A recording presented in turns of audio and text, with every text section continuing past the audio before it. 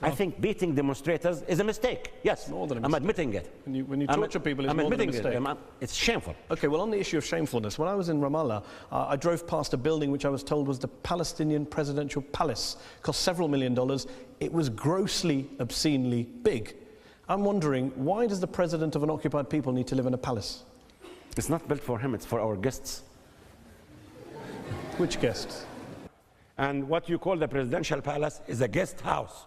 We have parliamentarians from all over Earth. We have NGOs coming to visit us and so on. So where are you going to keep putting them? In the moving big at $300 a night? We can't afford it. This is why we built this guest house. And please come and visit it. And if you come, I will have you stay there. We did.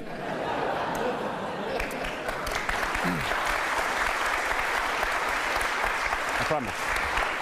I did come to Ramallah, and when the Al Jazeera camera crew went to film the palace, they were threatened with arrest.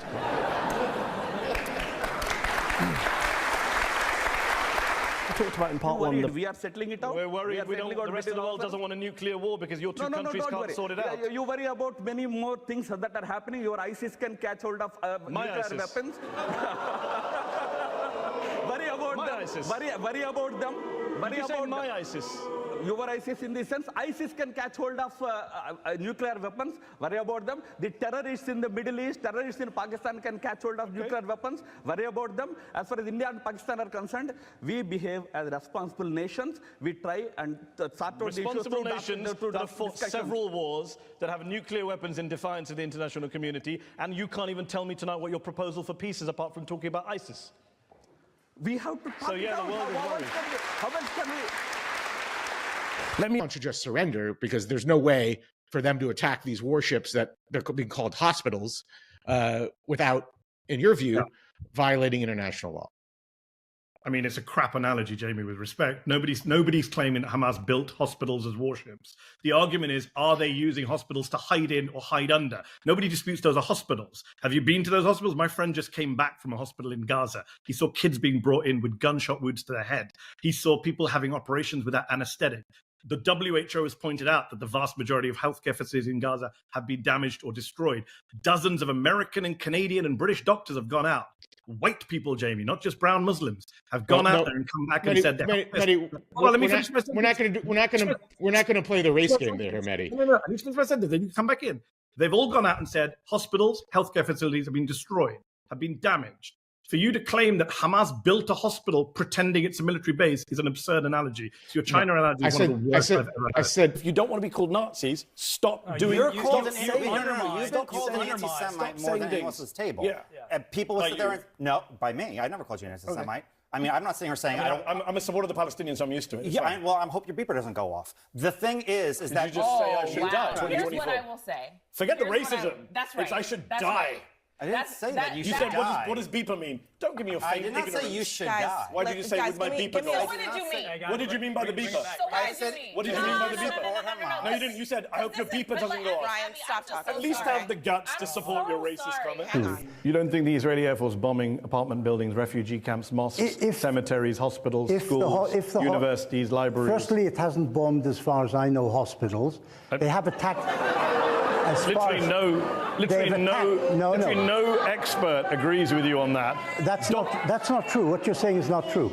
The only hospital which I remember being bombed was by a rocket fired by the Islamic Jihad by mistake. That's as far as I remember. Israel has raided hospitals. Let me talk.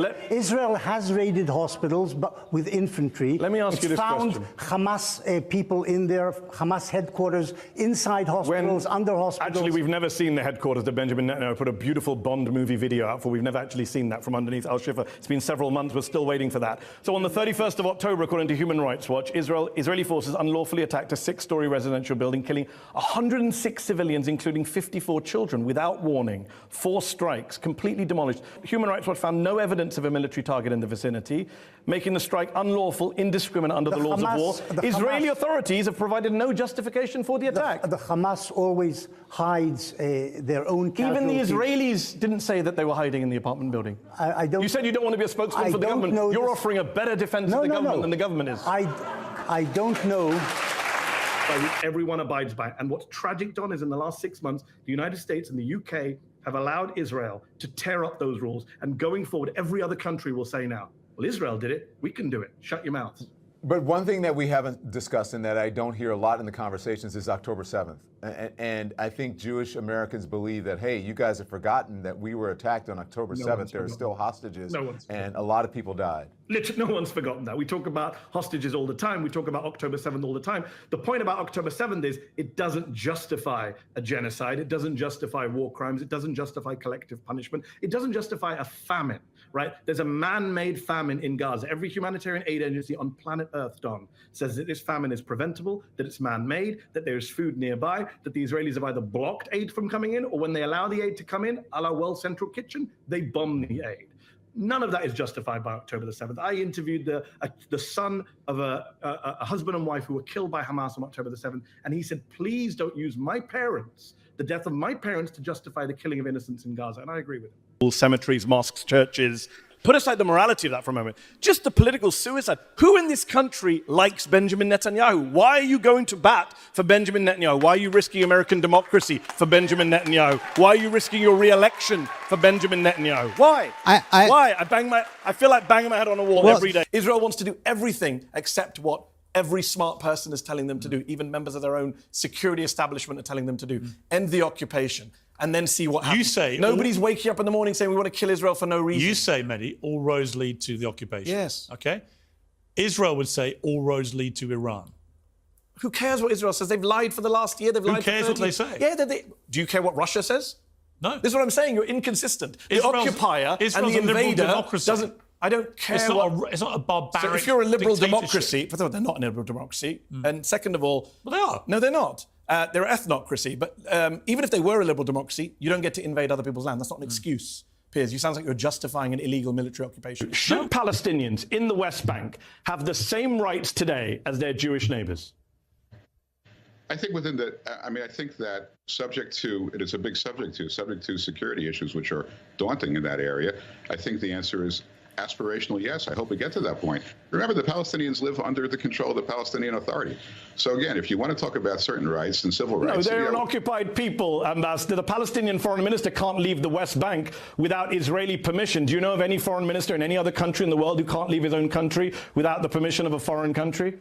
And yet you have Benjamin Netanyahu pops up in the middle with little video ads where he tells people how much he loves them before he bombs the shit out of them. And he's done this with Gaza. He's done it with Lebanon. He's now doing it with Iran. And the telltale giveaway is that the subtitles, the language is always in English, which is not what these people speak. But let's have a play. Hamas is doing its utmost to maximize them by using Palestinian civilians as human shields. For too long, Hezbollah has been using you as human shields. The IDF urges Palestinian civilians to leave war zones. Don't let Hezbollah endanger Lebanon. Please, get out of harm's way now. Get out of harm's way, Matt, says the guy who is sending the harm. Yeah, if you are here tonight, ladies and gents, if you're here tonight to defend what Israel's done, knowing full well what Israel has done, if you're defending the human suffering in Gaza, the amputation of little kids, if you're doing that in full knowledge, then you're not just here to defend the indefensible or justify the unjustifiable. I'm sorry, you're a sociopath. And I will say to you,